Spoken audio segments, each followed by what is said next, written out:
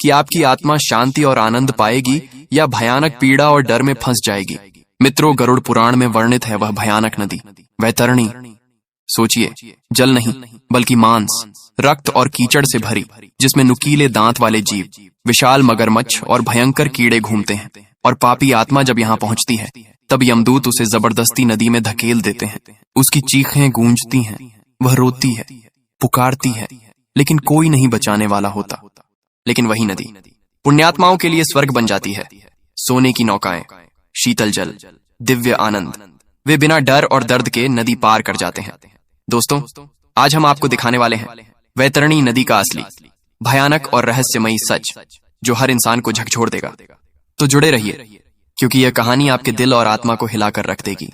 दोस्तों, एक बार की बात है, देवर्षि नारद जी यमलोक में न्याय के देवता यमराज से मिलने के लिए पधारे। यमराज ने देवर्षि का बड़े ही आदर सत्कार के साथ स्वागत किया और पूछा, हे देवर्षि, आज इस यमलोक में आने का क्या कारण है? मैं आपकी किस प्रकार सेवा कर सकता हूँ? नारद जी ने विनम्र भाव से कहा, हे धर्मराज, आप तो न्याय के देवता हैं। आप ही मनुष्य को उनके कर्मों के आधार पर स्वर्ग या नरक का मार्ग दिखाते हैं, इसलिए आपको नरक और स्वर्ग की सारी बातें मालूम हैं। मैं जानना चाहता हूं कि नरक में वह कौन सी नदी है जहां पुण्यवान और पापी आत्माएं दोनों पहुंचती हैं। उस नदी का नाम क्या है, वह कैसी दिखती है और आत्माएं उसे किस प्रकार पार करती हैं? कृपया मुझे इसका रहस्य बताइए। मित्रों, तब यमराज बोले, हे देवर्षि, यमलोक के मार्ग में जो नदी पड़ती है उसे वैतरणी नदी कहा जाता है। यह नदी इतनी भयानक है कि केवल इसके दर्शन मात्र से ही पापी मनुष्य कांपने लगता है। इस नदी का जल मांस, रक्त और कीचड़ से भरा रहता है। इस नदी से इतनी दुर्गंध आती है कि पापी आत्मा डर से थर थर कांपने लगती है। इसमें असंख्य नुकीले दांतों वाले जीव जंतु रहते हैं, मगरमच्छ, सूंड वाले हिंसक जलचर, विशालकाय मछलियां और भयंकर कीड़े हर समय इस नदी में विचरते रहते हैं। मित्रों, फिर यमराज नारद जी को अपने साथ लेकर वैतरणी नदी के तट पर पहुंचे। उन्होंने दिखाया, देखिए देवर्षि, ये वही वैतरणी नदी है। यमदूत पापी आत्माओं को धक्के मारकर इसमें गिराते हैं। जब कोई पापी इस नदी के किनारे पहुंचता है तो नदी का जल उबलने लगता है। वह आत्मा भय से कांपती है, परंतु मेरे दूत उसे जबरन नदी में धकेल देते हैं। जैसे ही वह पापी नदी में गिरता है, उसका अंग अंग जलने लगता है। वह चीखता चिल्लाता है, पर उसकी सहायता के लिए कोई नहीं आता। इस नदी में 12 सूर्य की तपन पड़ती रहती है। जिस तरह प्रलय के समय आकाश में अनेक सूर्य प्रकट हो जाते हैं, उसी तरह यह नदी भी असहनीय गर्मी से उबलती रहती है। पापी आत्मा कभी जलती है, कभी डरकर नदी में डुबकी लगाती है, पर उसे कहीं शांति नहीं मिलती। नदी के जलचर उस पर टूट पड़ते हैं और उसके शरीर को नोच नोच कर खाते हैं। उसकी करुण चीखें दिशाओं में गूंजती हैं, पर कोई दया नहीं करता। देवर्षि ने कांपते स्वर में पूछा, हे धर्मराज, यह तो बड़ा ही भयानक दृश्य है, परंतु जो पुण्यवान मनुष्य होते हैं वे इस नदी को कैसे पार करते हैं? मित्रों, तब यमराज ने उत्तर दिया, हे देवर्षि, पुण्यवान आत्माओं के लिए यही नदी सुखद और आनंद देने वाली बन जाती है। जब वे वैतरणी नदी के तट पर पहुंचते हैं तो वहां सोने से बनी सुंदर नौकाएं खड़ी रहती हैं। उन नौकाओं में बैठे दिव्य मल्लाह उनका स्वागत करते हैं और कहते हैं, हे महात्मन, आइए, आप नौका में बैठिए और आनंद पूर्वक इस नदी को पार कीजिए। उनके लिए यह नदी पवित्र और शीतल जल से भरी दिखाई देती है। उन्हें न कोई गर्मी सताती है, न ही कोई हिंसक जीव उनका मार्ग रोकता है।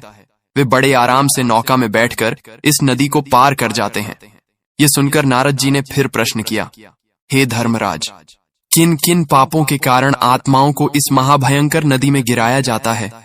मित्रों, यमराज ने तब उत्तर देते हुए कहा, हे देवर्षि, जो मनुष्य अपने माता पिता, गुरुजनों और बड़ों का अपमान करता है, जो अपने ही बूढ़े माँ बाप को घर से निकाल देता है, जो पतिव्रता पत्नी का तिरस्कार करता है, जो दूसरों की स्त्रियों के साथ दुराचार करता है, जो साधु संतों, बच्चों, शरण में आए लोगों या निर्दोषों को कष्ट देता है, जो झूठी गवाही देता है, चोरी करता है, व्यभिचार करता है, जो नशा करता है, धार्मिक कार्यों में विघ्न डालता है, जो दान नहीं करता, गौ हत्या करता है या जो गर्भपात कराता है, ऐसे सभी पापी इस वैतरणी नदी में धकेल दिए जाते हैं।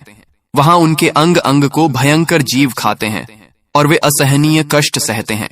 देवर्षि नारद ने आश्चर्य से कहा, हे धर्मराज, आपकी वाणी सुनकर तो मेरे रोंगटे खड़े हो गए, पर मैंने सुना है कि यमपुरी के पास एक और नदी भी है जो सुंदर और पवित्र है, कृपया उसका भी वर्णन कीजिए। मित्रों, तब यमराज मुस्कुराते हुए बोले, हाँ देवर्षि, वैतरणी नदी को पार करने के बाद आत्माएं पुष्पभद्रा नदी तक पहुंचती हैं। यह नदी पुण्य आत्माओं के लिए अत्यंत आनंददायक है। इसका जल शीतल और मीठा होता है। इसके किनारे सुगंधित फूलों से लदे वृक्ष खिले रहते हैं। पुण्य आत्माओं पर पुष्पों की वर्षा होती है। वे वहां विश्राम करते हैं, स्वादिष्ट फलों का आनंद लेते हैं। किंतु पापी आत्माओं को यमदूत यहाँ भी धक्के मारते हुए आगे बढ़ाते हैं। उन्हें विश्राम का सुख भी नहीं मिलता। देवर्षि ने अंत में पूछा, हे धर्मराज, मनुष्य इस वैतरणी नदी के कष्ट से कैसे बच सकता है?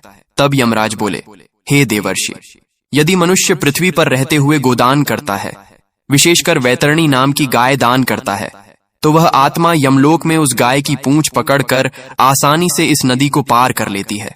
गोदान से प्राणी के सारे कष्ट दूर हो जाते हैं और उसे ऐहिक व पारलौकिक दोनों सुख प्राप्त होते हैं। इसलिए हर मनुष्य को चाहिए कि वह स्वयं दान करे, क्योंकि मृत्यु के बाद कोई और उसके लिए दान नहीं करेगा। ये सुनकर देवर्षि नारद भाव विभोर हो गए और यमराज को धन्यवाद देकर वापस लौट आए। दोस्तों, सोचिए, जीवन कितना अनमोल है और हमारे कर्म कितने महत्वपूर्ण। गरुड़ पुराण हमें यही सिखाता है कि मृत्यु के बाद हमारी आत्मा के साथ केवल हमारे कर्म चलते हैं।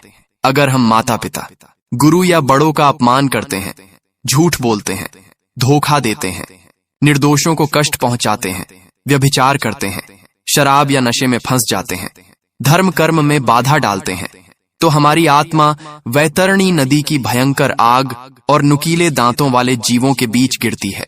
सोचिए, आत्मा चीखती है, रोती है, अपने परिवार और प्रियजनों को पुकारती है, लेकिन वहां कोई मदद करने वाला नहीं होता। केवल उसका अपना किया हुआ पाप उसके सामने होता है। लेकिन अगर हम अपने जीवन में सच्चाई, ईमानदारी और दया अपनाएं, माता पिता, गुरु और बड़ों की सेवा करें, गरीबों और जरूरतमंदों की मदद करें, गाय का दान करें, धर्म कर्म में भाग लें और अपने वचन निभाएं, तो वही पुण्य हमारे लिए वैतरणी पार करने वाली दिव्य नौका बन जाता है। उस नौका में बैठते ही आत्मा को गर्मी, दर्द और डर कुछ भी महसूस नहीं होता और वह शांति, सुरक्षा और परम आनंद के साथ उस भयंकर नदी को पार कर लेती है। मित्रों, यह याद रखिए, इस जीवन में हमारे पास केवल हमारे कर्म हैं। जो हमने बोया वही काटना पड़ेगा। इसलिए आज से ही अपने कर्मों को पवित्र बनाइए, दूसरों की मदद कीजिए, सत्य बोलिए और दान सेवा में हाथ बढ़ाइए, ताकि जब आत्मा उस भयंकर वैतरणी नदी तक पहुंचे तो डर के बजाय शांति और आनंद अनुभव करे और आसानी से उस नदी को पार कर जाए। मित्रों, जीवन क्षण भंगुर है, लेकिन कर्म अमर है। हर सही कदम, हर दया भरा कार्य, हर छोटा पुण्य आपकी आत्मा को उस भयंकर